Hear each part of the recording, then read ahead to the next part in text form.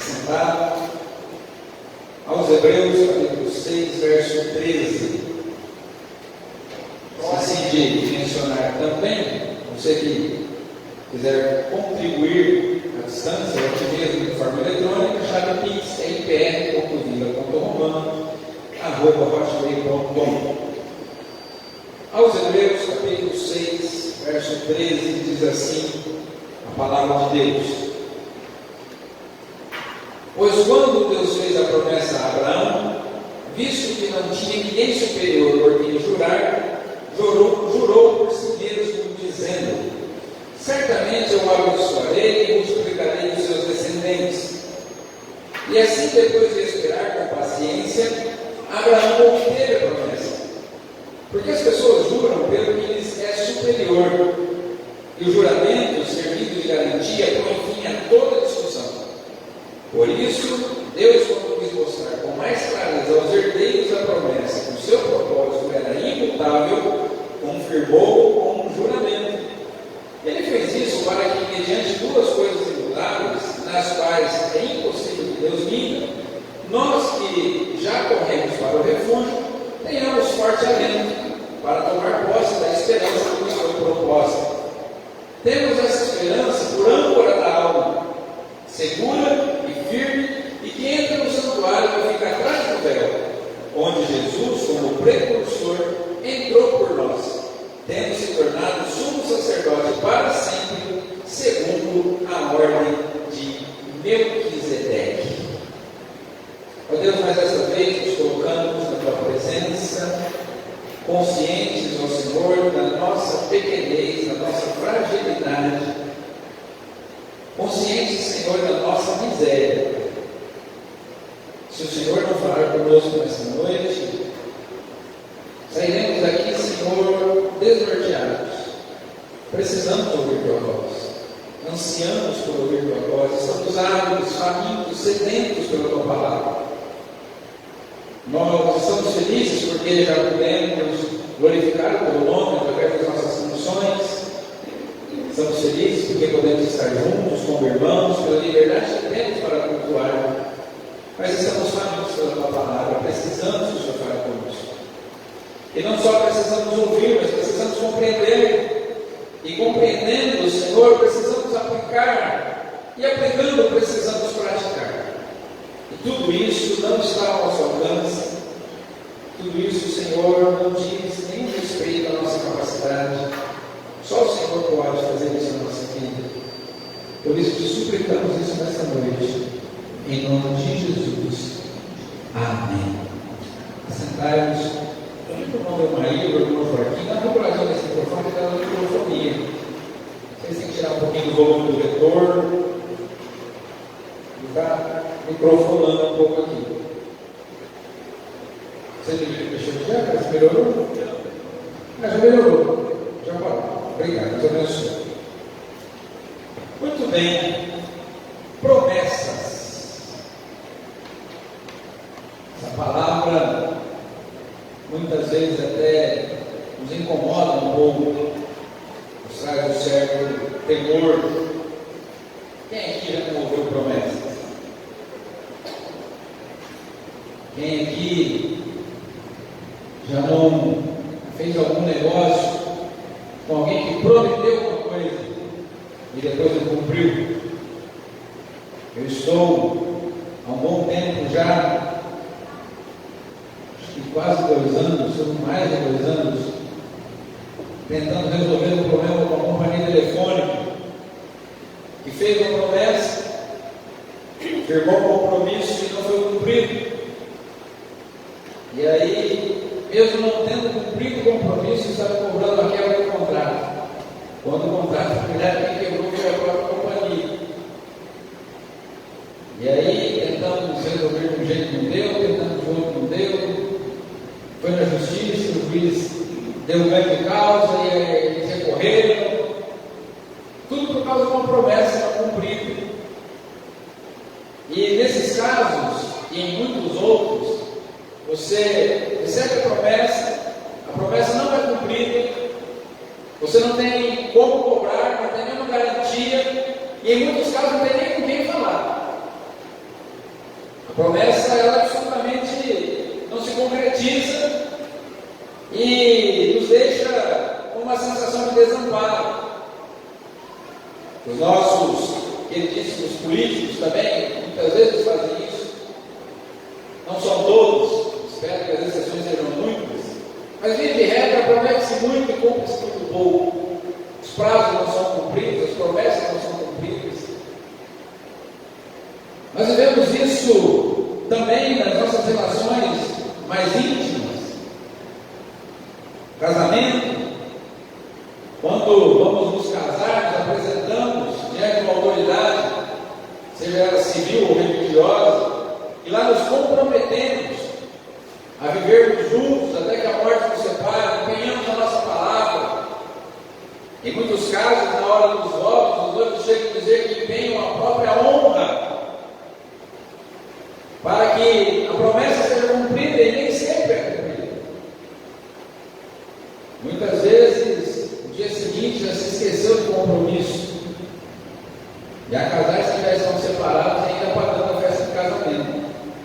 Antes de terminar de pagar a festa de casamento, eles se separam.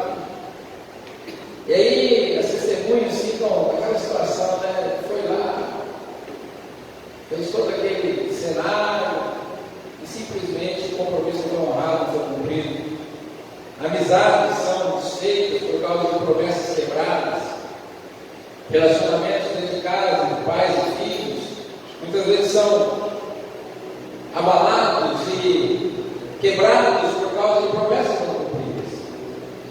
Nós terminamos a última pregação nossa justamente falando de promessas. Essa é a última palavra do último texto que nós temos. Promessas. Verso 12 diz assim: para que não se tornem preguiçosos, mas imitadores daqueles que pela fé e pela paciência herdam as promessas. Embora nós vivamos nesse tempo que muitas promessas não sejam cumpridas, dão margem a contestações, trazem obscuridades, não oferecem segurança, muitas vezes as promessas parecem fora do nosso alcance, e quando falham nos deixam absolutamente sem representação nenhuma. Muitas vezes não temos nem como, nem com quem reclamar. Mesmo que vivamos esse cenário nas mais variadas formas e esferas da nossa vida, nós vimos no texto anterior que há uma promessa feita para algumas pessoas e existem pessoas que herdam essas promessas. Quem faz essa promessa? Quem faz a promessa é o Senhor, é Deus. Porque da mesma forma que nós temos a capacidade de fazer promessas, Deus também é Deus de promessas. Nós cantamos um cântico que Deus é um Deus de aliança e Deus é um Deus de promessa. Aliás, poderíamos cantar agora a mensagem, quando oramos. E Deus é aquele que, quando faz a promessa, Ele não está absolutamente vinculado com o modo do ser humano de prometer. Mas as promessas de Deus são infalíveis. E o autor aqui da carta aos irmãos hebreus está dizendo para eles que eles precisam olhar para o exemplo daqueles que não são preguiçosos, mas que continuam perseverando com paciência e com fé, e por causa disso herdam as promessas de Deus. Porque não herdar as promessas de Deus não é pelo fato de que Deus não seja capaz de cumprir suas promessas. Quando alguém deixa de desfrutar daquilo que Deus prometeu, não é pelo fato de Deus não ter poder suficiente para arcar com a responsabilidade que ele assumiu. Não é porque Deus mudou de ideia.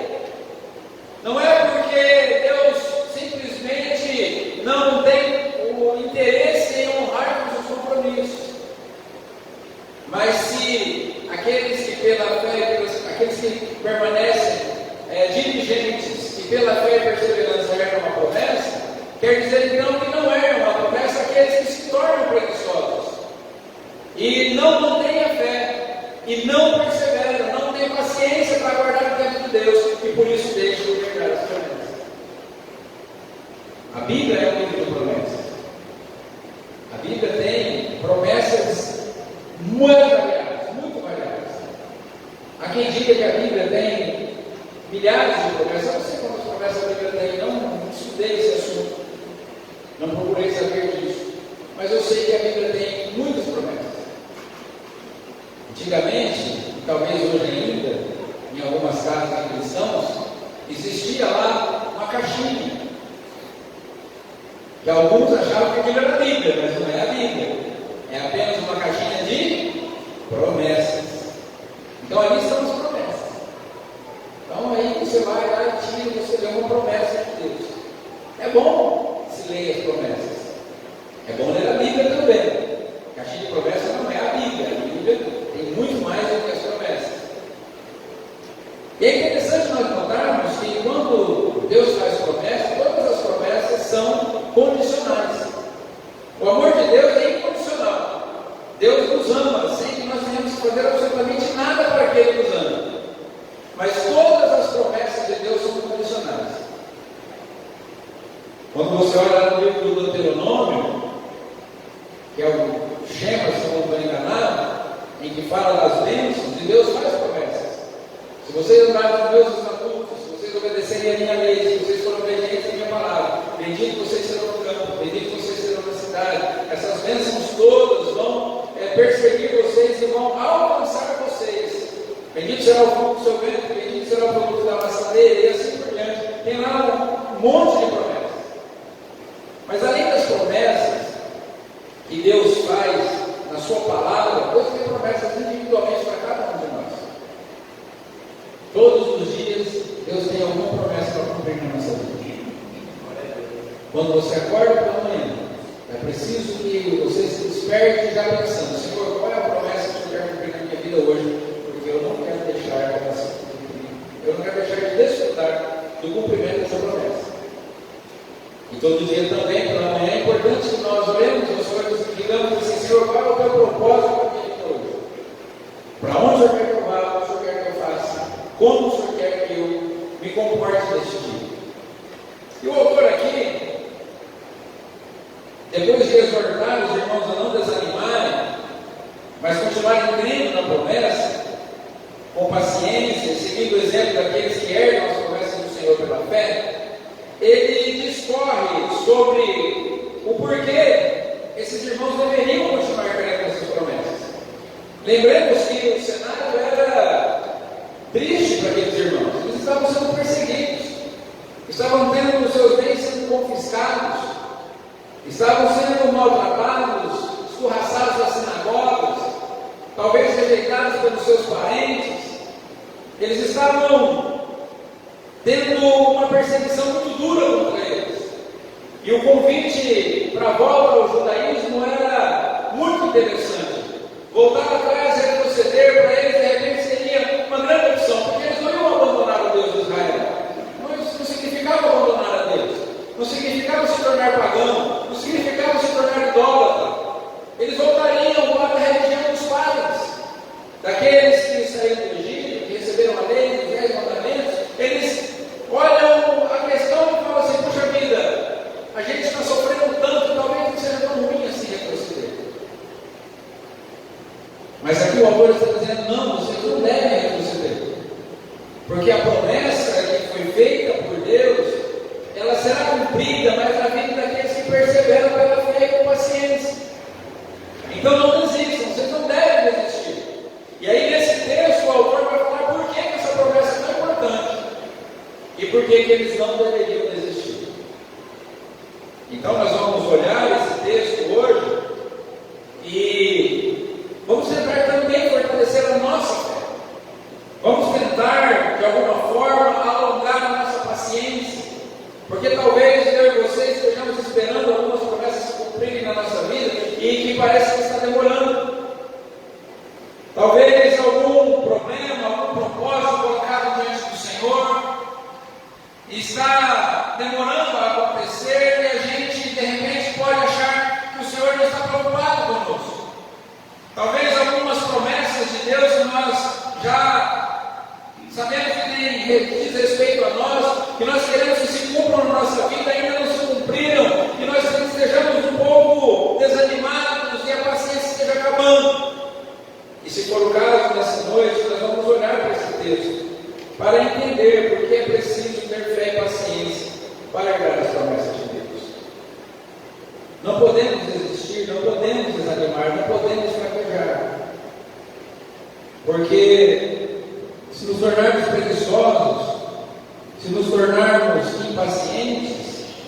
deixarmos de crer nas promessas, poderemos cair no erro daqueles que experimentaram o dom de Deus, a obra do Espírito Santo, como diz lá o texto que nós lemos, não é?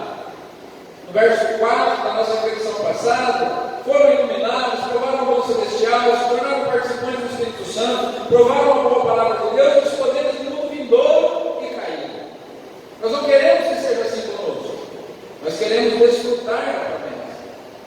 O apóstolo Paulo, que nós não sabemos se é o apóstolo Paulo, mas vamos crer que é o apóstolo Paulo que escreveu isso aqui, mas o escritor aqui aos Hebreus ele está dizendo: olha, vocês estão praticando ainda coisas boas. Aqueles irmãos ainda não tinham desistido, aqueles irmãos ainda não tinham desanimado. Eles dizem assim que Deus não era injusto para esquecer do trabalho que eles fizeram e ainda estavam fazendo, daquilo que eles mostraram e ainda estavam praticando, no serviço que eles prestaram e ainda estavam prestando.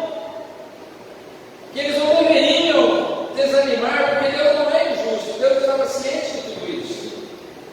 E perseverar firme, mesmo no meio da tribulação, e não retroceder na fé, é o que eles precisavam fazer para desfrutar da promessa, herdar a promessa do Senhor. E aí o autor começa falando da promessa. Espero que você esteja aí com a sua Bíblia aberta e nós vamos discorrer juntos sobre esse texto. O autor começa falando, nos versos 13 e 14, que eles deveriam permanecer porque eles possuíam uma garantia infalível sobre a promessa. Então essa promessa ela era verdade, ela era verdadeira e ela seria cumprida, porque a garantia que ela recebeu era uma garantia infalível. Talvez quando alguém promete alguma coisa para você, não tenha como garantir. De repente você pega um dinheiro emprestado com um amigo, presta lá o dinheiro que eu te pago na semana que vem, mas qual é a garantia que você vai me pagar? Aí você fala assim: a garantia que eu te dou é, sei lá, vou te dar essa bicicleta que eu garanti, e aí eu vou te pagar a bicicleta. Mas às vezes você não tem garantia para apresentar. Se você vai ao banco, você tem que apresentar uma garantia para poder pegar o dinheiro. Se você faz um compromisso lá, a pessoa compra alguma coisa a prazo, é emitido uma nota fiscal e um boleto para você pagar. Mas nem sempre a garantia é suficiente, nem sempre a palavra é suficiente. Os antigos diziam que antigamente se fazia negócio e a palavra era empenhada com fio de bigode. Ainda bem que não é mais assim, não podia comprar nada com ninguém. Eu ficaria ali sem garantia para dar para as pessoas. Mas a palavra valia mais do que qualquer coisa. Mas nós vivemos um dia de duplicata, boleto, penhorar bem, dar bem com garantia, não resolve nada. Nós vivemos num país que paga a conta quem quer. Infelizmente, não há garantias. Mas o autor aqui está falando para os hebreus que eles deveriam crer na promessa, porque a garantia que era a fiança dessa promessa era infalível. Por quê? Porque Deus jurou por ele mesmo. Então, assim, não é o caso de que essa promessa foi jogada ao vento e não tinha nada como garantia. Mas o verso 13 diz assim: porque Deus não fez a promessa a Abraão, como não tinha ninguém superior por quem jurar, jurou por si mesmo, dizendo: certamente eu abençoarei e multiplicarei os seus descendentes. Ou seja, aquele que é o rei do universo, não havia nada que ele pudesse empenhar que fosse mais valioso do que ele mesmo. E Deus empenhou a sua própria honra, a sua própria palavra, o seu próprio caráter. O Senhor: Abraão, eu estou te prometendo que eu vou dar essa terra à sua descendência. Essa promessa que foi feita a Abraão, depois para Isaac, depois para Jacó, e depois através de Jesus foi feita a todos nós, é uma promessa que foi passando de geração em geração, e ela tem a fiança, ela tem a garantia da palavra do próprio Deus. Porque assim, quando você vai jurar, você não jura por uma coisa menor, você jura por uma coisa maior. Inclusive, muitas vezes a gente usa o jargão: juro por Deus. E isso é verdade, ou que eu vou honrar esse compromisso. Quando se vai se casar, vem-se na presença do Senhor, fazer um pacto, uma aliança diante do Senhor. E o Senhor, ele fez a promessa a Abraão e ele jurou com sua própria palavra, com sua própria honra, porque não existia nada mais importante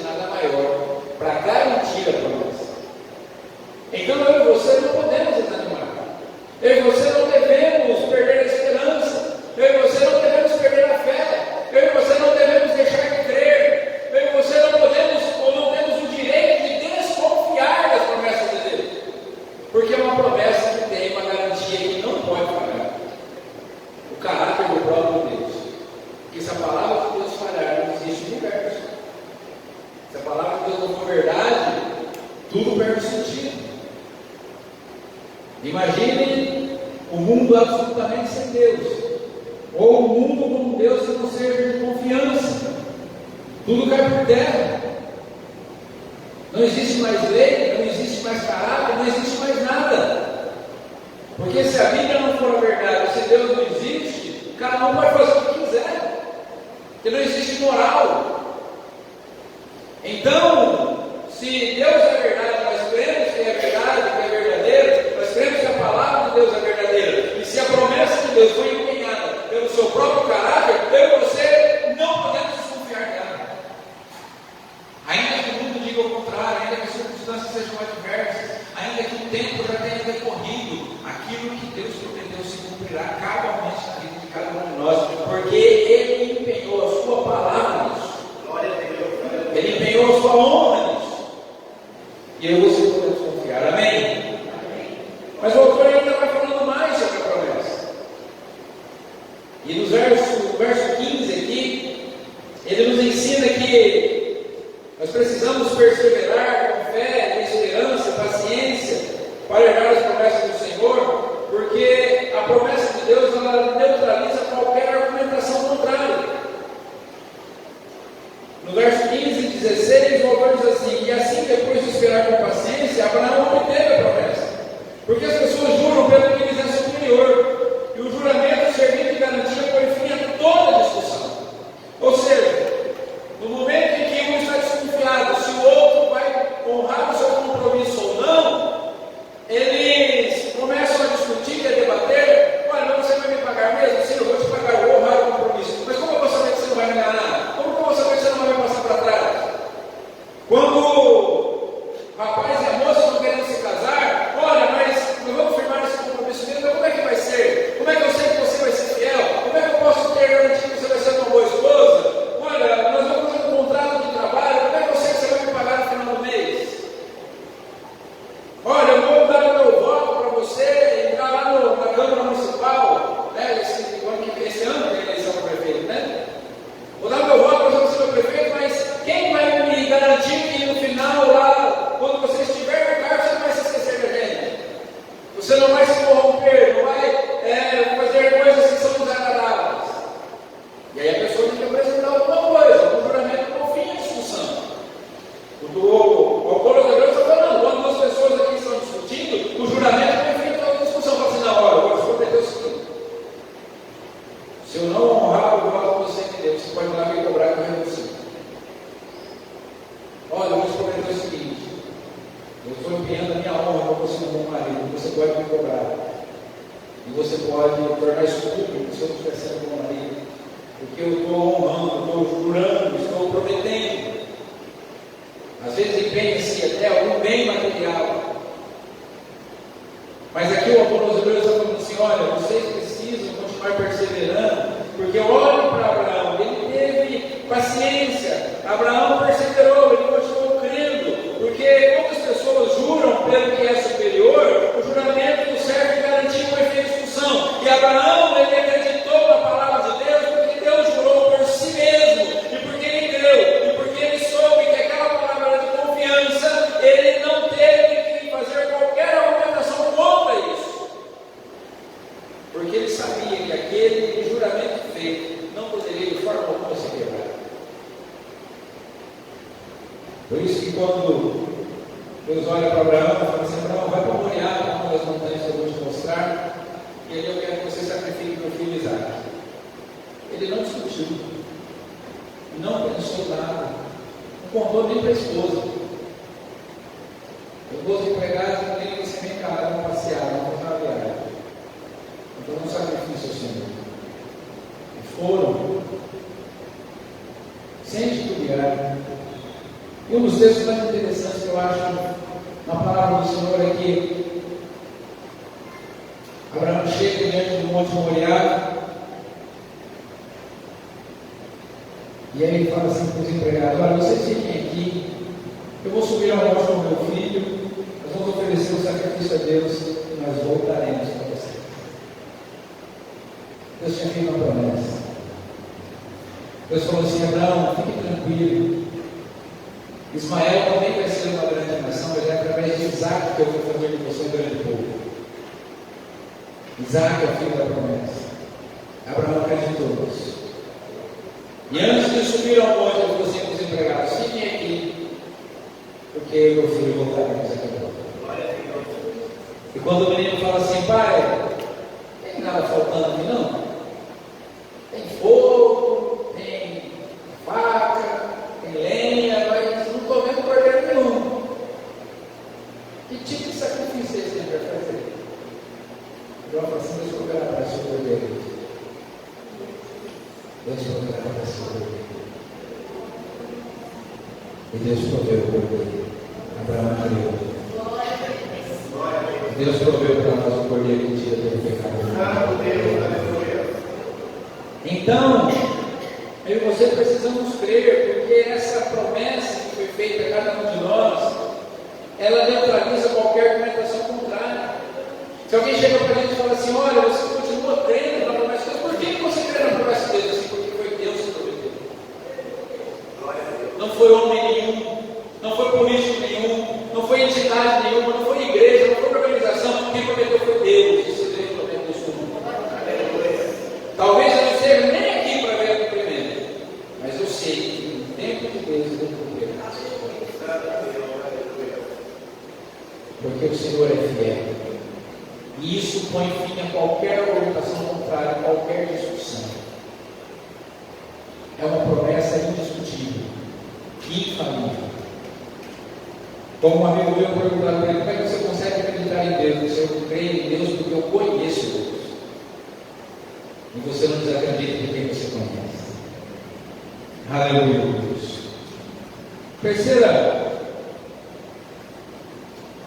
Terceiro ponto aqui que o nosso autor destaca da promessa é que aqueles irmãos deveriam continuar crendo, que nós também precisamos crer, é que é uma promessa que não traz pontos obscuros, não tem letra miúda. Você vai comprar alguma coisa lá numa loja, vai comprar plano de saúde, vai comprar um seguro, vai comprar equipamento, alguma coisa, o vendedor te fala de todos os benefícios, de tudo que é legal. Você fala: puxa vida, eu vou comprar isso aqui. Lá no rodapé tem uma letrinhas, e nem com o óculos do Mr. Magoo a gente consegue ver. Se você o Mr. Magoo uma vez ali, você meu Deus do céu. Não dá para ler. Tem sempre um mais, tem sempre um porém, tem sempre uma conjunção adversativa. Olha, você tem direito, mas. Não, mas o produto está na garantia. Não, está na garantia, mas é aqui, ó, está escrito aqui, ó. Não é assim com a promessa de Deus. A promessa de Deus não traz pontos obscuros. Verso 17 diz assim: ó, por isso Deus, quando quis mostrar com mais clareza aos herdeiros da promessa que o seu propósito era imutável, confirmou com o juramento. Ou seja, Deus fez a promessa lá na ocasião do livramento de Isaac, em Gênesis 22, capítulo 22, versos 16 a 18, e ele quis mostrar com mais clareza o propósito dele. Ele disse: Abraão, eu estou jurando por mim mesmo, eu vou fazer de você uma grande nação. E não tem meia conversa, não tem ponto obscuro, não tem letra miúda.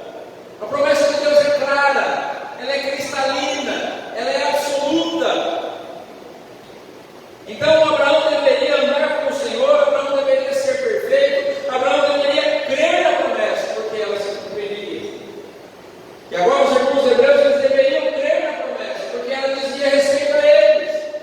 Porque quando nós olhamos lá para o livro de Atos, no capítulo 2, o apóstolo Pedro pregando no dia de Pentecoste, ele disse assim: olha, o que vocês estão vendo aqui é aquilo que foi prometido lá pelo profeta Joel, que o Senhor derramaria o seu Espírito sobre toda a carne, e os nossos filhos teriam visões, os jovens sonharão, os velhos também teriam sonhos, e sobre os servos e as servas o Senhor derramaria o seu Espírito, e isso é o que está acontecendo. O Espírito Santo veio sobre nós, porque o Jesus, o nosso Messias, ele já esteve aqui. Vocês o mataram na verdade, mas ele ressuscitou, ele subiu aos céus, e agora o Espírito Santo está aqui.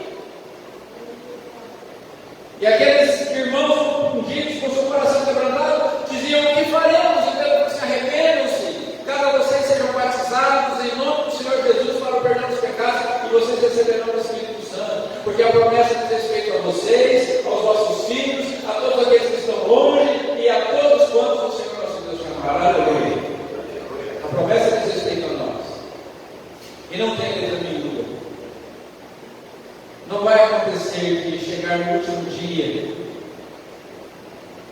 E o Senhor olhar para mim e falar assim: olha, é o seguinte, eu fiz a promessa para você, mas tem uma cláusula aqui que eu acho que você não veio. Tem uma letrinha aqui, ó, não vou poder cumprir a promessa. Nós temos um código civil, um código penal, que as leis todas têm brecha, todas as leis têm brecha.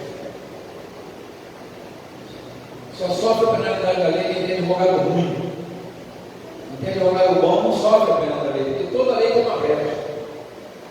A impressão que dá é que quem escreve a lei já escreve a lei com o jeitinho de escapar dela se caso não for pego pela lei. Então você, eu vou fazer essa lei, eu vou deixar uma válvula de escape aqui. Caso eu caia nela, eu sei por onde escapar. E aí as leis não são cumpridas. Mas não vai acontecer comigo e com você. No último dia o Senhor olhar para nós e falar assim: olha, desculpa aí, eu sei que eu prometi, mas sabe o que é? Tem um negócio aqui, ó. Infelizmente esse ponto aqui você não cumpriu e aí não vai dar. Não, a promessa do Senhor ela é cristalina, ela é absoluta. Não tem nada de obscuro. Quando Abraão está com Isaac, ele ergue o modelo para imolar Isaac. Eu vou dizer: Abraão, não faça isso, porque agora eu sei que tu me amas e não me negarás sobre o nome do filho. E por causa disso eu vou fazer de você uma grande nação. Vou fazer de você um grande povo. Você será o pai de uma grande nação. Reis sairão de você. E não ficou nada mal explicado. Ficou tudo absolutamente certo. Nós podemos confiar no Senhor, porque não tem nada escondido. Não tem nada escondido. Pastor, mas não tem alguns mistérios de Deus que a gente ainda não entende? Tem. Nós vamos passar a eternidade conhecendo Deus. Nós não conhecemos nem um bilionésimo do que é Deus. Há muito de Deus para nos conhecer. Mas uma coisa nós já conhecemos: a promessa. Ela é clara. E é para aqueles que perseveram. É para aqueles que têm paciência. Outra lição importante que o autor deixa aqui para a gente é que as pessoas devem perseverar, devem continuar com fé e paciência na promessa, porque essas promessas elas são absolutamente seguras. Não correm o risco de se perder, não correm o risco de cair. E o verso 18 diz assim: ele fez isso para que, mediante duas coisas imutáveis, nas quais é impossível que Deus minta, nós que já corremos para o refúgio tenhamos forte alento para tomar posse da esperança que nos foi proposta. Verso 18 aí. Quais são as duas coisas imutáveis? A promessa e o juramento de Deus. Ou seja, é absolutamente seguro. Deus não pode mentir. Deus não pode quebrar a sua promessa. Deus não pode violar o seu juramento. Deus não pode violar a sua palavra. Para Deus todas as coisas são possíveis, amém? Mas tem duas coisas que Deus não pode fazer: quebrar o seu juramento e não cumprir a sua promessa. Deus não pode fazer isso. É impossível para Deus fazer isso. Eu e você podemos ficar absolutamente seguros disso, porque os nossos juramentos e as nossas promessas, elas podem ser quebradas ou perdem a validade, porque um dia nós morreremos. E aquilo que nós prometemos pode ser cumprido ou não. Você chega lá para receber a conta do fulano: cadê o fulano? Morreu. Mas aí você quer a conta? Morreu. Deus morre? Deus não morre, Deus é eterno. Deus vive por todo sempre, por toda a eternidade. É a causa não causada que dizem os filósofos. Toda causa precisa ser causada. Tudo que existe tem que ter uma causa. É o Criador, uma causa originadora. Mas Deus é uma causa não causada. Ele é eternamente gerado, não criado. Ele existe desde a eternidade. Por isso, a promessa de Deus ela é absolutamente segura. Eu e você podemos ter segurança na promessa do Senhor. As minhas promessas eu não podem ter muita segurança, não. Pode ser que eu venha falhar. Aliás, é bem provável que eu falhe, é quase certo que eu falhe. A questão nem é se eu vou falhar ou não, a questão é quando eu vou falhar. Muitas vezes não conseguimos honrar as promessas. Muitas vezes não conseguimos honrar os compromissos. Mas as promessas de Deus são absolutamente seguras. porque Ele não pode deixar de cumprir, Ele não pode quebrar o juramento. E Deus fez as duas coisas para Abraão: fez a promessa e jurou por si mesmo. São duas coisas imutáveis, dois pilares absolutamente seguros. Imagina a construção mais segura que você conhece. E você olha e fala assim: isso aqui não cai de jeito nenhum. Pode ventar o tanto que for, pode ter terremoto, o tanto que for, isso aqui não tem jeito de cair. Montanhas grandiosas, as promessas do Senhor são absolutamente mais seguras do que qualquer coisa na criação. Por isso, eu e você não devemos desanimar, não devemos fraquejar, não devemos ter preguiça de continuar crendo. Porque se existe alguma coisa segura nesse mundo, é a palavra de Deus. Tudo mais pode falhar, mas o Senhor jamais falhará. Mas o autor continua no verso 19, nos dando mais um quinto motivo para que tenhamos fé e esperança na promessa de Deus. E esse motivo é que a promessa de Deus, ela oferece acesso aos seus mistérios. Verso 19 diz assim: temos essa esperança por âncora da alma, segura e firme, que entra no santuário que fica atrás do véu. Ou seja, essa esperança de Deus não só ela é segura, ela é clara, não só é uma esperança inquestionável, mas ela também nos leva para a intimidade e ela nos leva para um relacionamento mais íntimo com o Senhor. Porque agora, aqueles irmãos hebreus que estavam querendo voltar para o templo em que as pessoas viviam do lado de fora do templo, eles estavam tendo a oportunidade agora de entrar no Santo dos Santos, na sala do trono do Rei do Universo, e desfrutar de comunhão intensa com Ele. Essa esperança é a nossa âncora, diz aqui o autor. O que é a âncora? A âncora é aquilo que dá segurança e sustentação. No meio de uma tempestade, lançavam-se âncoras dos navios daquele tempo. E a âncora ela descia até o fundo do oceano e ela encontrava uma rocha, e ali ela era enroscada, e um cabo muito seguro, muito forte, segurava a embarcação. E quanto mais forte o vento fazia, mais firme o barco ficava, porque a âncora ia enterrando o chão ainda mais. Então essa esperança, ela nos ancora na realidade de que Deus fez uma promessa firme para nós, e aqueles que confundem essa promessa têm acesso aos mistérios de Deus, porque agora nós estamos na presença do Senhor. Então aqueles irmãos deveriam permanecer firmes, porque não era mais uma questão de participar de uma religião do Deus de Abraão, mas agora era uma questão de estar em comunhão profunda, íntima com o Deus de Abraão. Porque a promessa que foi feita a Abraão se cumpre em Cristo e está disponível a todos nós. E agora o autor está dizendo para aqueles irmãos, e diz para mim e para você: olha, não desista de crer na promessa, porque para aqueles que têm fé, para aqueles que perseveram, para aqueles que mantêm a esperança, essa esperança firme como uma âncora, esses têm acesso a um nível mais profundo de intimidade e conhecimento de Deus. Esses entrarão no Santo dos Santos. Muitos sabem o que é Santo dos Santos, talvez outros não saibam. Santo dos Santos era a parte mais íntima e mais exclusiva do tabernáculo e do templo do Senhor em Jerusalém. Havia dois compartimentos: o lugar santo, onde tinha o altar de incenso, onde tinha a mesa dos pães da proposição, e ali os sacerdotes ofereciam as suas orações, a sua adoração ao Senhor. Mas além do lugar santo, tinha o lugar santíssimo, ou o Santo dos Santos, separado pelo véu. Mas o véu não é igual esse véu de noiva que a gente vê transparente. Era uma cortina feita de peles de animais muito grossa. E o sumo sacerdote apenas uma vez por ano entrava naquele lugar.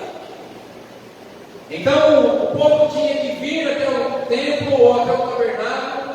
O sacerdote oferecia sacrifício por si mesmo, o sumo sacerdote se purificava, vestia aquelas vestes adequadas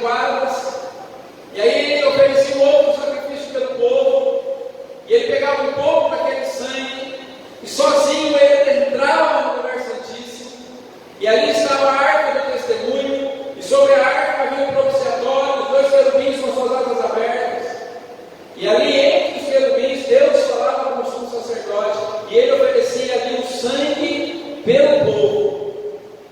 E se ele fosse aceito, ele saía de lá vivo. Se ele não fosse aceito, alguém tinha que puxar uma corda que estava amarrada na cintura dele, porque já tinha ele. E quando o sumo sacerdote saía do Santo dos Santos, o povo jubilava, ou cantava, ou fazia festa, porque mais uma vez Deus tinha aceitado o sacrifício deles. Mas agora, o Deus está falando assim: vocês não precisam mais esperar do lado de fora. Vocês não precisam mais que um sumo sacerdote entre no lugar de vocês. Vocês agora têm acesso aos mistérios de Deus. Todos nós irmãos podemos ter acesso aos mistérios de Deus, a revelação de Deus para nós. Tudo aquilo que Deus projetou e planejou e prometeu está absolutamente acessível a cada um de nós. Por isso não devemos desistir. Por isso não devemos perder a esperança. Por isso não devemos desanimar. E aí o autor encerra esse trecho do texto nos ensinando que nós precisamos continuar com fé e paciência para herdar a promessa, porque nós temos um representante suficiente ministrando em nosso favor. E aí ele fala: onde Jesus, como precursor, entrou por nós, tornando-se sumo sacerdote para sempre, segundo a ordem de Melquisedeque. Quando as promessas de Santo são quebradas, muitas vezes você não tem para quem reclamar. Mas as promessas de Deus serão cumpridas, porque nós temos alguém que ministra diante de Deus a nosso favor: Jesus Cristo, o nosso capitão. Jesus Cristo, o nosso campeão. Ele venceu, e ele rasgou aquele véu de alto a baixo, e ele entrou na nossa frente no Santo dos Santos. Ele nos levou para lá. Ele é o nosso precursor. A palavra precursor do grego é pronomos, que significa o corredor mensageiro, aquele que vai correndo para levar a mensagem, aquele que vem correndo e chega trazendo as boas novas. Pronomos é aquele que tem uma notícia para trazer, e ele vem primeiro que todo mundo para anunciar as boas novas.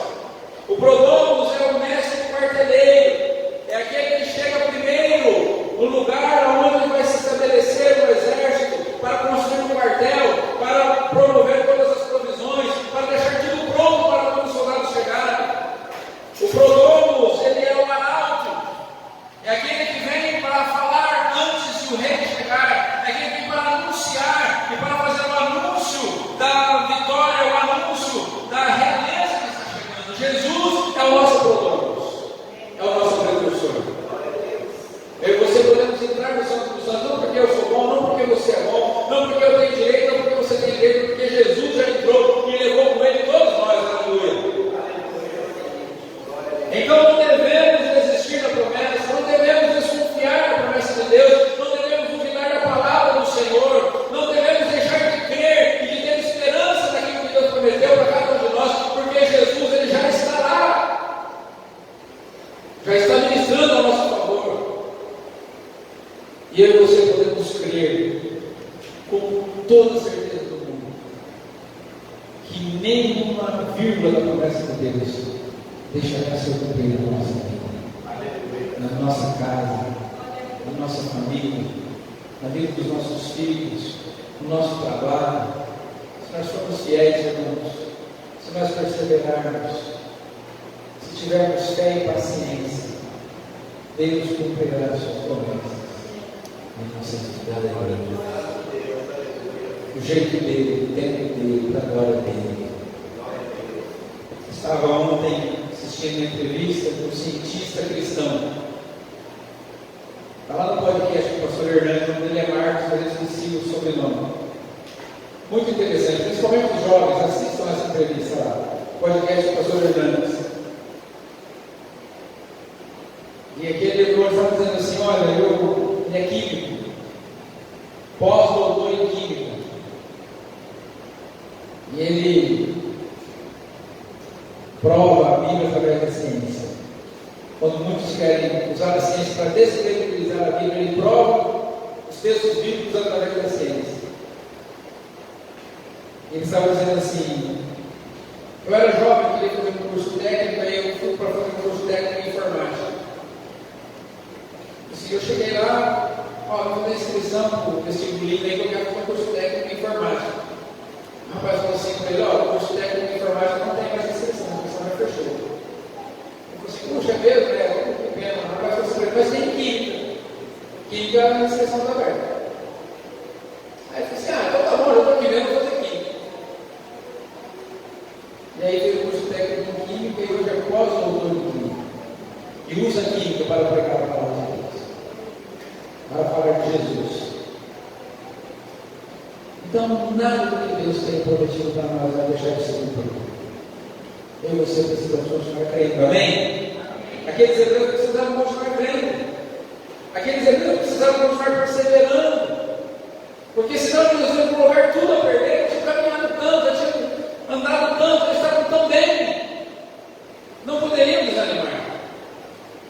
Então, por mais que eu e você vivamos nesse tempo em que as promessas, ou muitas das promessas não são cumpridas, dão margem de contestação, tragam obscuridades, não ofereçam segurança, muitas vezes parecem fora do nosso alcance, e tantas vezes as promessas não cumpridas fazem com que nós nos sintamos desamparados quando elas falham, não temos para quem reclamar, quem recorrer, ficamos no prejuízo. Ainda que esse tempo seja realidade no nosso meio, nas promessas de Deus, eu e você podemos confiar, pois elas estão absolutamente acima do padrão das promessas dos homens. Aleluia, Deus. As promessas de Deus, elas são totalmente acessíveis aos herdeiros para os quais elas foram feitas, para mim e para você. Deus tem promessas para nós. Aleluia. Portanto, eu e você precisamos seguir com fé e paciência o exemplo daqueles que já alcançaram a promessa. Muitos já alcançaram. Quando nós formos estudar Hebreus 11, o autor vai falar daqueles que alcançaram as promessas pela fé. Porque se nós perseverarmos, certamente nós também nos sentaremos elas. Aleluia. O pastor Augusto Nicodemus, comentando esse texto, diz assim: não voltem atrás, não abandonem Jesus por causa das perseguições, porque no tempo de Deus ele cumprirá as promessas, assim como ele fez com Abraão. O pastor Augusto acredita que essa seja a mensagem desse texto para aqueles irmãos hebreus e também para todos nós hoje. Portanto, queridos, o desafio que fica para a gente nessa noite é: o que nos impede de crermos nas promessas de Jesus e nos entregarmos a Ele? Por que nós ainda evitamos de entregar toda a nossa vida ao Senhor? Essa palavra para aqueles que ainda não entregaram a vida a Jesus, que ainda não confessaram Jesus como seu único e suficiente Salvador, e também é para nós, que muitas vezes duvidamos das promessas de Deus. Queremos entregar, mas não entregamos. Alguns dias atrás eu conversava com uma pessoa que passa um problema complicado, e na nossa conversa saiu assim meio desculpando, depois que eu falei, me viu o que eu tinha falado. Mas a pessoa falou assim: olha, eu preciso que você ore para esse propósito, assim e tal. Eu falei: não vou orar não. Desculpa, não vou orar, não posso orar por isso. Por quê? Porque você pede oração, mas você não deixa Deus agir. Você pede oração por essa causa, quer que Deus resolva essa causa, mas você quer ser Deus a causa. Deus não vai agir, você não deixa. Então, se você não deixar Deus agir, Deus não vai agir. E se Deus não vai agir, então por que orar? É perder tempo. É uma oração sem sentido. Então, entrega ao Senhor. Já que você quer que Deus resolva, deixa Deus resolver. Deixa Deus fazer. Pois a minha falou assim para mim: o que foi aquilo que você falou? Assim não dá. Falei. Porque é assim. Muitas vezes nós queremos que Deus faça, mas Ele não deixa Deus fazer. Talvez a gente queira que Deus faça com que a gente seja o Deus da situação. E falando